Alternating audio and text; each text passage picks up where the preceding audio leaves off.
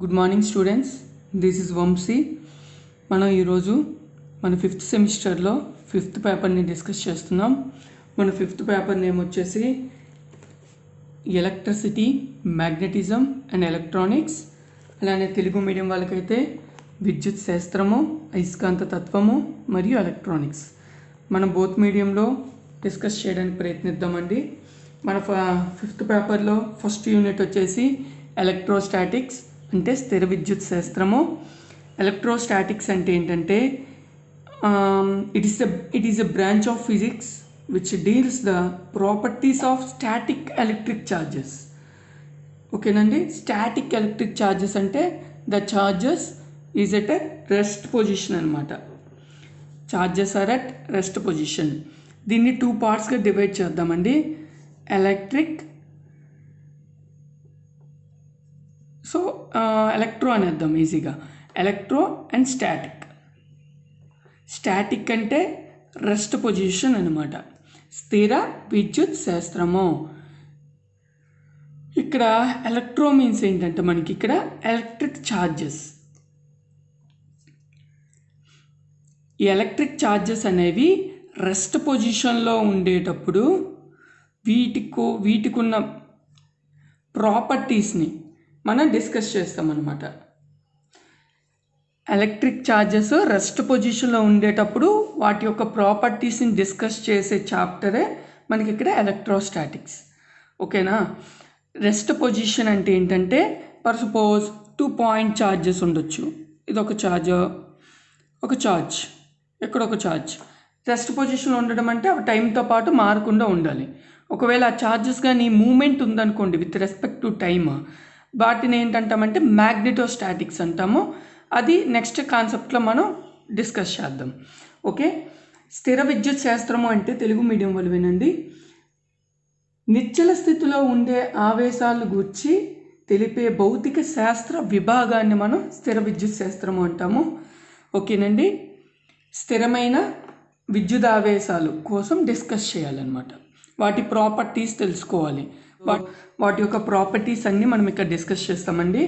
మనకి విద్యుత్ ఆవేశాలు అన్నాం కాబట్టి, అదే ఛార్జెస్ అన్నాం కాబట్టి, ఛార్జెస్ అనేవి బేసికల్గా 2 టైప్స్ ఉంటాయండి. Charges are 2 types. First one వచ్చేసి పాజిటివ్ ఛార్జ్, అందరికీ తెలుసు అనుకుంటున్నాను. అండ్ సెకండ్ వన్ వచ్చేసి నెగిటివ్ ఛార్జ్.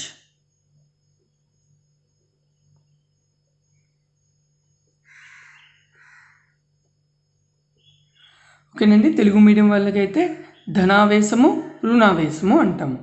ఓకే, అయితే ఛార్జ్ అన్నాం కదా, ఏదైనా ఒక ఛార్జ్ తీసుకుందాం. పాజిటివ్ ఛార్జ్ని తీసుకుందాం అనుకుందాం. ఇవి ఏ ఛార్జెస్ అండి? Electric charges, static electric charges. అంటే ఈ ఛార్జెస్ ఇప్పుడు పాజిటివ్ ఛార్జ్ని ఇక్కడ పెట్టాను అంటే ఈ ఛార్జ్ అనేది ఇక్కడ ఫిక్స్ అయిపోయింది, ఇంకెప్పటికీ ఇది ఇంకా కదలదు. ఇలా ఫిక్స్ అయ్యింది అంటే ఛార్జ్ అన్నాం కదా, ఈ ఛార్జ్కి ఏముంటుంది? కొంత ఫీల్డ్ ఉంటుంది, క్షేత్రము అంటాము. ఫీల్డ్ కొంత ఆక్యుపై చేసింది అనుకుందాం. ఓకేనా, ఇది దీని యొక్క ఫీల్డ్ అనుకుందాం. అంటే దీని యొక్క ప్రభావం అనేది ఈ రీజియన్లో మాత్రమే ఉంటుందన్నమాట. ఓకేనా, పని చేయించేద్దాం. ఈ రీజియన్లో మాత్రమే ఉంటుంది. ఇలా ఈ రీజియన్నే, అంటే ఏదైనా ఒక ఛార్జ్ కొంత రీజియన్ని ఆక్యుపై చేయడాన్నే మనం ఫీల్డ్ అంటాం. ఇక్కడ ఏ ఛార్జెస్ ఉన్నాయి? Electric charges. సో ఇక్కడ ఏ ఫీల్డ్ ఉంటుంది? ఎలక్ట్రిక్ ఫీల్డ్ అంటాం. Electric field. ఓకేనండి, ఎలక్ట్రిక్ ఫీల్డ్ అంటే ఏంటి? The affected area surrounded by electric charge is called as electric field అంటాం. తెలుగు మీడియం వాళ్ళు చూడండి అమ్మా, మనం నెగిటివ్ ఛార్జ్ని ఎక్స్ప్లెయిన్ చేద్దాం. ఇప్పుడు ఒక రుణావేశం ఉందనుకుంటే, రుణావేశము ఉంది అంటే దానికి కొంత ప్రభావం ఉంటుంది కదా, కొంత క్షేత్రము, కొంత వైశాల్యాన్ని ఆక్యుపై చేసి ఉంటుంది. ఈ వైశాల్యాన్ని మనము క్షేత్రము అంటాము.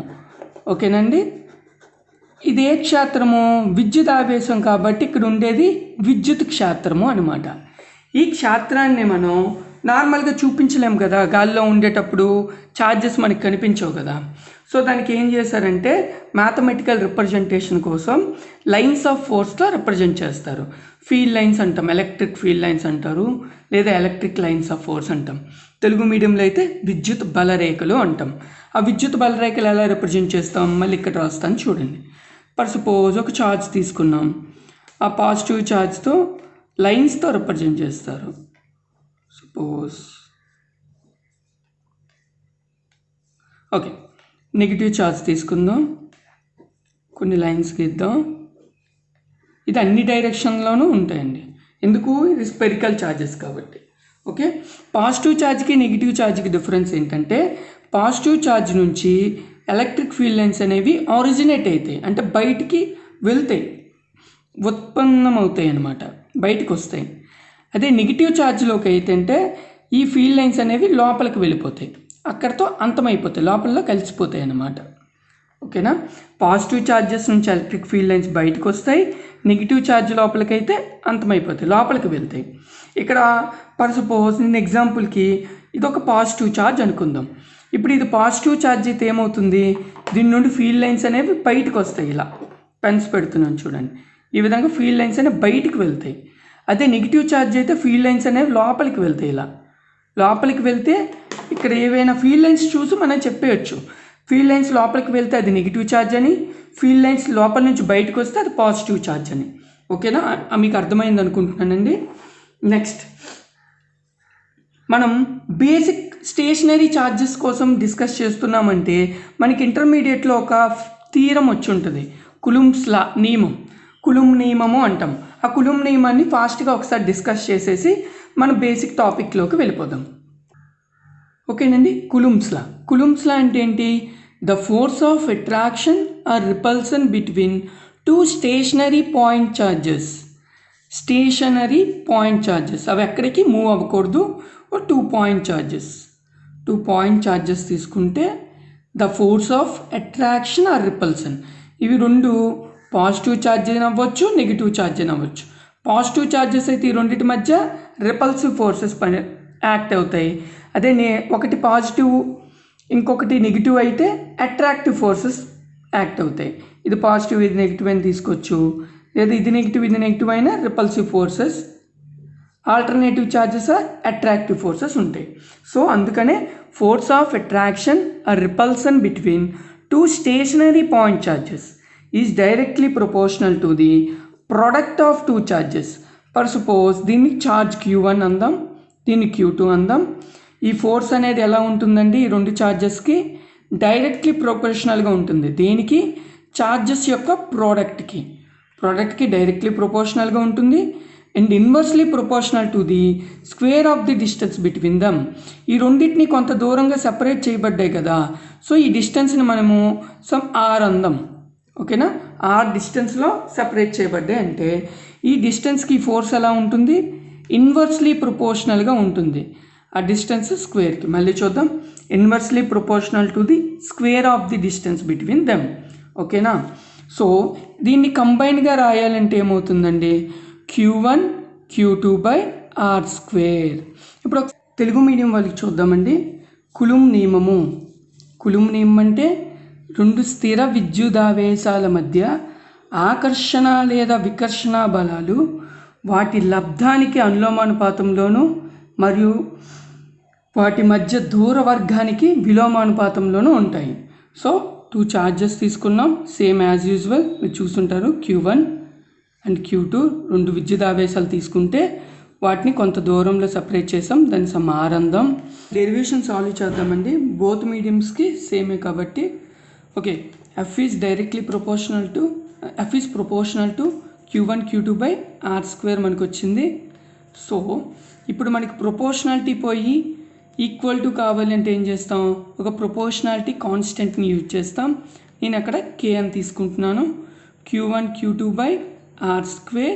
మీకు అందరికీ తెలుసండి K అంటే ఏంటి, ఇంటర్మీడియట్లో చదువుంటారు. 1/4πε0 Q1 Q2/r². ఇది కులుంబ్ నియమం అండి, కులుంబ్స్ లా. సో దీనికి మన ఇక్కడ మనకి ఒక కొత్త టర్మ్ కనిపిస్తుంది, ఇప్సిలాన్ నాట్. దీన్ని ఏంటంటామంటే పెర్మియబిలిటీ ఆఫ్ ఫ్రీ స్పేస్ అంటాం. పెర్మిటివిటీ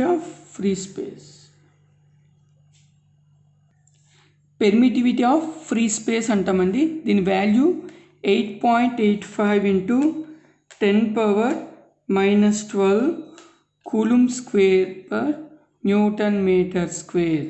ఇది ఎలా వచ్చిందో మనం ఇప్పుడు ఒకసారి చూద్దాం. ఇక్కడ మనకి ఇప్సిలాన్ ఉంది, ఇది కాన్స్టెంట్ వాల్యూ, మనకు అవసరం లేదు.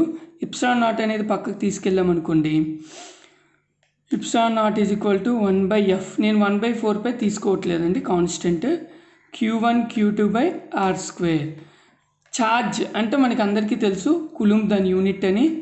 So coulomb into coulomb by distance. ఇదేంటి మనకి డిస్టెన్స్ కదా, డిస్టెన్స్ అంటే మీటర్స్లో రిప్రజెంట్ చేస్తాం. So metre into metre square. Force అంటే మనకి ఏం తెలుసు, న్యూటన్ అని తెలుసు అనమాట. సో ఏమైందంటే coulomb square per newton metre square. ఇది బై హార్ట్ చేయకండి, ఈజీగా వచ్చేస్తుంది ఎప్పుడు మర్చిపోయినా. మీరు ఈ వాల్యూ మాత్రం ఇంపార్టెంట్ అండి, గుర్తుపెట్టుకోండి. మన నెక్స్ట్ టాపిక్ వచ్చేసి electric field, intensity of electric field and electric flux and Gauss law. If time is sufficient, then we will cover all these topics. Right. Okay. మన ఫస్ట్ టాపిక్ వచ్చి electric field.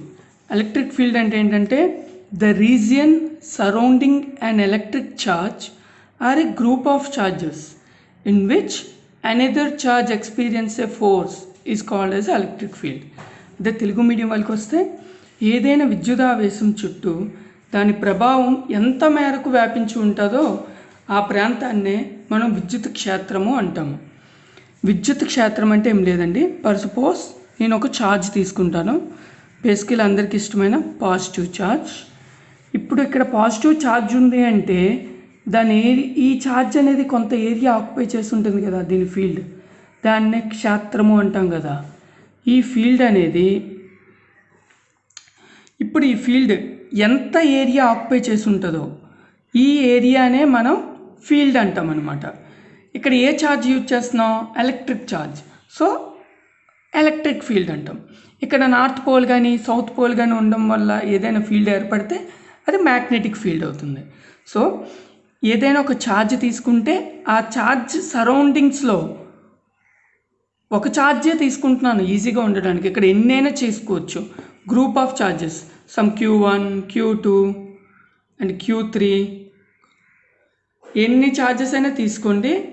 Group of charges వల్ల ఇంకా ఎక్కువ field ఏర్పడుతుంది. మొత్తం region అంతటినే మనం electric field అని define చేస్తాం. సో అర్థమైంది అనుకుంటున్నా. Okay, next topic intensity of electric field.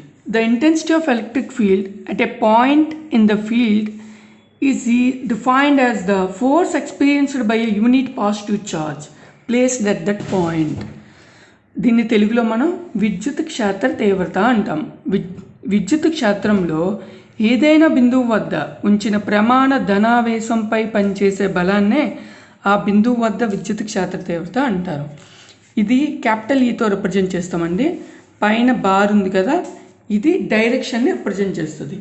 ఇప్పుడు డైరెక్షన్ మనం రిప్రజెంట్ చేసామంటే అది ఏ క్వాంటిటీ, వెక్టార్ క్వాంటిటీ, సదిశ అన్నమాట. Okay, it's a vector. So intensity of electric field అంటే ఏంటంటే, ఫర్ సపోజ్ మనం ఏదైనా ఒక ఛార్జ్ తీసుకున్నాం, యాజ్ యూజువల్గా పాజిటివ్ ఛార్జ్ తీసుకున్నాం, చిన్న పాజిటివ్ ఛార్జ్ తీసుకున్నాం అనుకుందాం. ఈ పాజిటివ్ ఛార్జ్కి వాళ్ళు ఏమవుతుందండి, ఇది కొంత ఏరియాని ఆక్యుపై చేస్తుంది. అది ఆ ఛార్జ్ ఏ షేప్లోనే ఉండొచ్చు. జనరల్గా పాజిటివ్ ఛార్జ్ ఇవన్నీ స్పెరికల్ షేప్లో ఉంటాయని మనం చదువుకున్నాం కాబట్టి స్పెరికల్ షేప్ వేస్తున్నాను. మ్యాక్సిమం స్పెరికల్ షేప్లో ఉంటాయి. ఈ region for suppose square area cover చేసింది అనుకుందాం. అంటే ఈ రీజియన్ అంతా ఏమున్నట్టు, ఇప్పుడు మనకి ఎలక్ట్రిక్ ఫీల్డ్ ఉన్నట్టు, ఈ ఉన్నట్టు. సో ఈ ఎలక్ట్రిక్ ఫీల్డ్ అనేది ఉంది కాబట్టి నాకు ఇప్పుడు ఏం కావాలి, ఈ ఎలక్ట్రిక్ ఫీల్డ్ యొక్క ఇంటెన్సిటీ కావాలి. అంటే ఏదైనా ఒక పాయింట్ దగ్గర, ఫర్ సపోజ్ నా దగ్గర ఇక్కడ ఒక పాయింట్ తీసుకుంటున్నాను, ఈ పాయింట్ దగ్గర నాకు ఏం కావాలంటే ఇంటెన్సిటీ ఎంత ఉంది, ఇక్కడ ఫీల్డ్ ఇంటెన్సిటీ ఎంత ఉందో తెలుసుకోవాలనుకుంటున్నాను. అలా తెలుసుకోవడానికి నేనేం చేస్తాను, ఒక యూనిట్ పాజిటివ్ ఛార్జ్ని తీసుకొస్తాను. ఎక్కడి నుంచో ఒక యూనిట్ పాజిటివ్ ఛార్జ్ 1 రాస్తారు కొంతమంది, Q0 రాస్తారు కొంతమంది. సో యూనిట్ పాజిటివ్ ఛార్జ్ అని నేను Q0 అనుకుంటున్నాను. ఈ యూనిట్ పాజిటివ్ ఛార్జ్ని తీసుకొచ్చి ఆ పాయింట్ దగ్గర పెడుతున్నా. ఇప్పుడు ఏం జరుగుతుంది, ఇది చాలా చిన్న ఛార్జ్, దీనిపైన ఇంత పెద్ద ఎలక్ట్రిక్ ఫీల్డ్ అనేది దీని మీద ప్రభావం చూపించడం స్టార్ట్ అవుతుంది. ఇక్కడ ప్రభావం చూపించడం అంటే ఏంటి, ఫోర్స్ అప్లై అవుతుంది. ఈ యూనిట్ పాజిటివ్ ఛార్జ్ పైన ఎంత ఫోర్స్ అయితే అప్లై అవుతుందో అక్కడ అంత ఎక్కువ ఫీల్డ్ ఉన్నట్టు, అంటే అక్కడ అంత ఎక్కువ ఇంటెన్సిటీ ఉన్నట్టు. తెలుగు మీడియంలో అయితే అంత ఎక్కువ క్షేత్ర తీవ్రత ఉన్నట్టు అనమాట. దీనిపైన ఎక్కువ బలం ఏర్పడితే ప్రయోగించబడితే ఎక్కువ క్షేత్ర తీవ్రత ఉన్నట్టు, తక్కువ బలం ఏర్పడితే తక్కువ క్షేత్ర తీవ్రత ఏర్పడినట్టు. ఇంకా క్లియర్గా చెప్పుకోవాలంటే ఇది పాజిటివ్ ఛార్జ్, ఇక్కడ పాజిటివ్ ఛార్జ్ ఉంటే దీనివల్ల ఏమవుతుందండి, ఈ ఛార్జ్ని ఇది రిపల్ చేస్తుంది. మీకు ఆల్రెడీ బేసిక్స్ తెలుసు. ఎక్కువ దూరంగా విసురు కొట్టబడితే ఎక్కువ ఫీల్డ్ ఉన్నట్టు, అదే తక్కువ దూరం మాత్రం వెళ్తే తక్కువ ఫీల్డ్ ఉన్నట్టు, అంతే, అంతకు మించి ఏం లేదు. Electric field strength or intensity of electric ఫీల్డ్కి ఏంటంటే క్యాపిటల్ ఈతో రిప్రజెంట్ చేస్తాం. దీనికి ఫార్ములా F/Q0. దీన్ని సింపుల్గా ఏంటి, force is equal to EQ0 అని కూడా అంటాం. ఫీల్డ్, ఎలక్ట్రిక్ ఫీల్డ్ ఇంటూ ఛార్జ్ని మనం ఫోర్స్ అని కూడా అంటాం. ఆ ఛార్జ్ పైన ఎంత బలం ఏర్పడిందని. ఓకే, సో ఇప్పుడు మనకి కులుమ్స్లా తెలుసు. కులుమ్స్లా ఏంటి, 1/4πε0. ఇది F is equal to 1/4πε0 Q1 Q2/r². ఇక్కడ సెకండ్ ఛార్జ్ ఏంటి మనం తీసుకున్నాం, Q0 unit positive charge. So Q0 అందాం కొంచెం సింపుల్గా. సో ఈ అంటే ఏంటంటే మనకి ఫార్ములా తెలుసు, F⁻/Q0. సో Q0 ఇక్కడ సబ్స్టిట్యూట్ చేస్తే F value Q0/r². Some Q అందాం, Q1 Q, some charge Q0/Q0. So ఏమవుతుంది, Q0 క్యాన్సిల్ అయితే ఏం మిగులుతుంది, 1/4πε0 Q/r². ఇదే మన ఎలక్ట్రిక్ ఫీల్డ్కి ఫార్ములా. ఇది మీకు ఫర్దర్గా ఎలక్ట్రిక్ ఫ్లక్స్లో కాకుండా మనకి గాస్ లా అప్లికేషన్స్లో కూడా యూజ్ అవుతుంది. మనం అక్కడ డిస్కస్ చేయాలి, ఇది గుర్తుపెట్టుకోండి. మన నెక్స్ట్ టాపిక్ వచ్చేసి ఎలక్ట్రిక్ ఫ్లక్స్. ఎలక్ట్రిక్ ఫ్లక్స్ అంటే విద్యుత్ అభివాహము. ఎలక్ట్రిక్ ఫ్లక్స్ అనే ముందు మనం ఈ ముందు టర్మ్స్ని తీసొద్దాం. ఎలక్ట్రిక్ ఫ్లక్స్ అయితే ఎలక్ట్రిక్ అంటే ఛార్జెస్ కోసం మాట్లాడుతున్నాం కాబట్టి ఎలక్ట్రిక్ ఫ్లక్స్ అంటాం. మ్యాగ్నెటిక్ ఫ్లక్స్ అంటే మ్యాగ్నెటిక్ ఛార్జెస్ కోసం మాట్లాడతాం కాబట్టి మ్యాగ్నెటిక్ ఫ్లక్స్ అంటాం. సో బేసిక్ ఫ్లక్స్ అంటే ఏంటో తెలుసుకుందాం. అభివాహము అంటే ఏంటంటే ఏదైనా ఒక సర్ఫేస్ తీసుకుందాం అనుకోండి, ఈ పేపర్ ఒక సర్ఫేస్, ఓకేనా. ఈ సర్ఫేస్ని క్రాస్ చేసుకుంటూ రావాలి. అంటే ఈ పేపర్ లోపల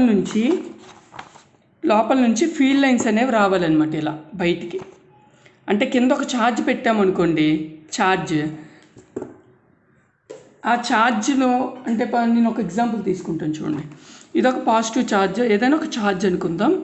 ఈ ఛార్జ్ని మనం ఒక సర్ఫేస్, ఈ పేపరే ఒక సర్ఫేస్ అనమాట, ఈ సర్ఫేస్ కింద పెట్టాం అంటే ఛార్జ్ పెట్టాం. ఇప్పుడు కింద ఛార్జ్ ఉందంటే దానికి ఫీల్డ్ ఉంటుంది కదా, ఫీల్డ్ ఉంటుందంటే దానికి ఫీల్డ్ లైన్స్ ఉంటాయి కదా, అదే ఫోర్స్ లైన్స్, బలరేఖలు. ఇక్కడ ఏ ఛార్జ్ ఉంది, electrical charge. So electrical charge ఉందంటే ఏముంటుంది, విద్యుత్ బలరేఖలు ఉంటాయి. ఈ బలరేఖలు ఎలా ఉంటాయి, ఒక స్ట్రైట్ లైన్ పాత్లో వెళ్తూ ఉంటాయి. ఇక్కడ అభివాహం అంటే ఏంటంటే ఈ పర్టిక్యులర్ ఒక పార్ట్ గీసాను కదా, ఈ టోటల్ సర్ఫేస్లో ఇది ఒక చిన్న పార్ట్, సమ్ DS అనుకుందాం, స్మాల్ సర్ఫేస్. ఈ స్మాల్ సర్ఫేస్ నుంచి ఎన్ని ఫీల్డ్ లైన్స్ అయితే క్రాస్ అయ్యి బయటకు వస్తాయో అది దాన్నే అభివాహము అంటాం. అంటే ఇక్కడ అభివాహము అంటే ఏంటంటే నెంబర్ ఆఫ్ ఫీల్డ్ లైన్స్ ఎన్ని బయటకు వస్తాయో సంఖ్య బట్టి ఆధారపడి ఉంటుంది. ఇక్కడ సంఖ్య అనేది ఎక్కువ వచ్చింది అనుకోండి, ఫర్ సపోజ్ ఇప్పుడు ఈ ఫస్ట్ ఎగ్జాంపుల్ ఎన్ని వచ్చాయి, 5 వచ్చాయి.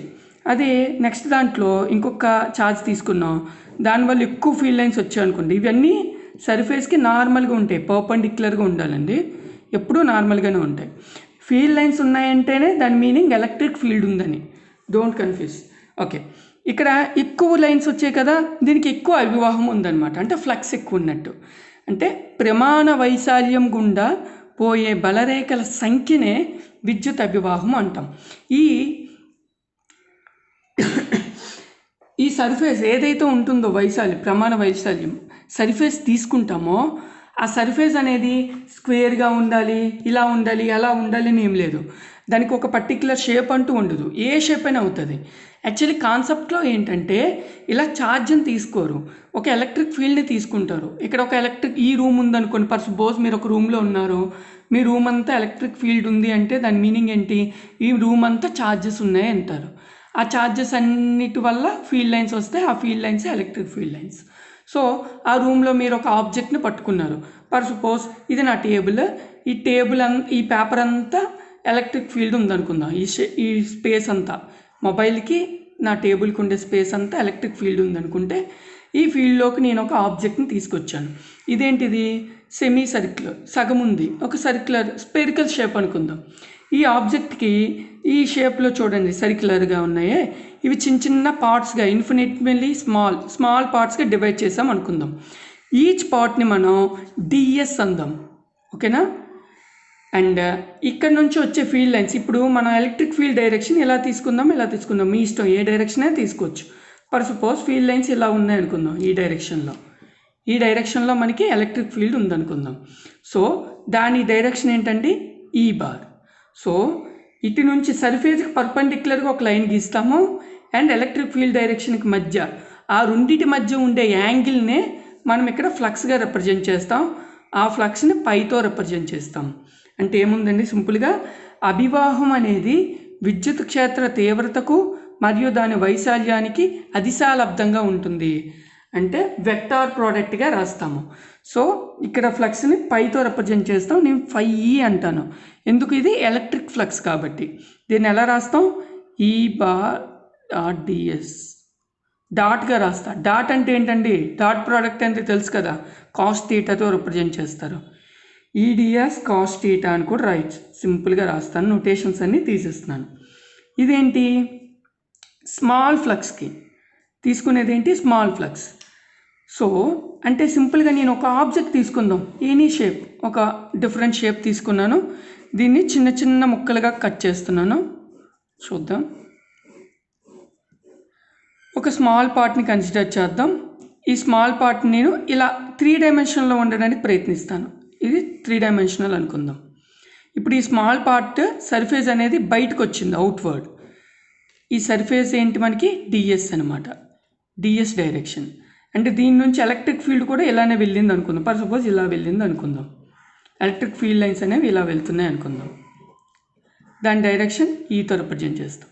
ఈ రెండిటికి మధ్య ఉండే యాంగిల్ దాన్ని తీటా అనుకుంటే, ఈ రెండిటి మధ్య కాస్ తీటా ఉంటుంది. కాస్ అనేది ఎందుకు వచ్చిందో మనం ఇప్పుడు డిస్కస్ చేద్దాం.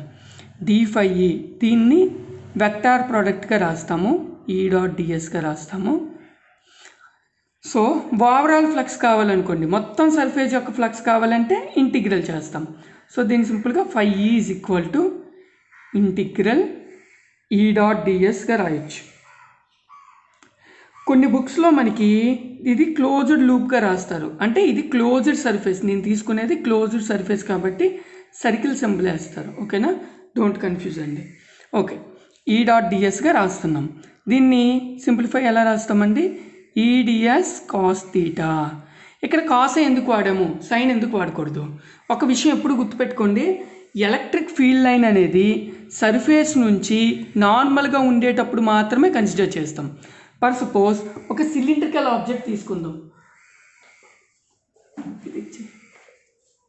Cylindrical object or any Rubik's cube ఉంది అనుకుందాం. ఫర్ సపోజ్ ఇంట్లో రూబిక్స్ క్యూబ్ ఉంది, ఓకే, ఒక రూబిక్స్ క్యూబ్ ఉంది. ఈ రూబిక్స్ క్యూబ్ అనేది మనం ఎలక్ట్రిక్ ఫీల్డ్లో పెట్టాము, ఓకే. ఎలక్ట్రిక్ ఫీల్డ్ లైన్స్ అనేవి క్యూబ్ నుంచి బయటకు వస్తున్నాయి. ఈ ఎలక్ట్రిక్ ఫీల్డ్ లైన్ డైరెక్షన్ అనేది ఎప్పుడు ఈ సర్ఫేస్కి పర్పెండిక్యులర్గానే తీసుకోవాలి. ఇది సర్ఫేస్ అంటే ఇలా ఉంది, దీనికి పర్పెండిక్యులర్గా అంటే ఎలా వస్తుంది, ఇలా వస్తుంది. సో ఇలా రావాలి అంటే సింపుల్గా ఏంటి, ఫీల్డ్ డైరెక్షన్ ఇలా తీసుకుందాం, మీకు క్లియర్గా అర్థమవుతుంది. ఎలక్ట్రిక్ ఫీల్డ్ ఇలా వెళ్తుంది అనుకుందాం, ఈ సర్ఫేస్ నుంచి నార్మల్ గీస్తే ఎలా వస్తుంది, ఇలా వస్తుంది. సో ఇది ఒక సర్ఫేస్, ఎలక్ట్రిక్ ఫీల్డ్ ఇలా వెళ్తుంది అనుకుంటాం, దీని సర్ఫేస్ ఏంటి, డిఎస్. ఇది నార్మల్ గీస్తే ఎలా వస్తుంది, పర్పెండిక్యులర్గా. సో దీనికి పర్పెండిక్యులర్గా, సర్ఫేస్కి పర్పెండిక్యులర్గా ఎలక్ట్రిక్ ఫీల్డ్ వచ్చినప్పుడు మాత్రమే అక్కడ ఫ్లక్స్ కోసం డిస్కస్ చేస్తామండి. అలా కాకుండా ఫీల్డ్కి పర్పెండిక్యులర్గా వచ్చింది అనుకోండి, అంటే సర్ఫేస్ ఫీల్డ్ డైరెక్షన్లో వచ్చిందనుకో కన్సిడర్ చేయం. ఓకేనండి. ఇప్పుడు ఈ ఈక్వేషన్ చూస్తే మనకి ఇక్కడ ఎలక్ట్రిక్ ఫీల్డ్ అనేది కాన్స్టెంట్గా ఉంటుంది. సో కాన్స్టెంట్ టర్మ్ అనేది మనం ఇంటిగ్రల్ నుంచి బయటికి తీసుకొచ్చేయచ్చు. అండ్ ఇంకేంటి కాస్ థీటా సపరేట్ టర్మ్ కాబట్టి అది తీసుకొచ్చేస్తాను. ఇంకేం మిగిలింది ఇంటిగ్రల్ డిఎస్. ఇది స్మాల్ పార్ట్ వచ్చేటప్పుడు మనకి ఏంటి ఇది ఒక చిన్న పార్ట్ అనుకున్నాం కాబట్టి డిఎస్. టోటల్ ఇంటిగ్రల్ అంటే ఇదేమవుద్ది సర్ఫేస్ ఏరియా అవుద్ది. ఈ సర్ఫేస్ ఏరియాని ఏ అనుకుందాం, లేదు మీకు ఇష్టమైతే ఎస్ అని కూడా అనుకోవచ్చు. అప్పుడు దీన్ని ఎలా రాయొచ్చు ఈ కాస్ థీటా ఏగా రాయొచ్చు అనమాట. ఇప్పుడు దీన్ని నీట్గా రాయాలంటే ఏమవుతుందండి phi is equal to EA cos థీటాగా కూడా రాసుకోవచ్చు. ఇప్పుడు దీంతో ఫినిష్ అయింది.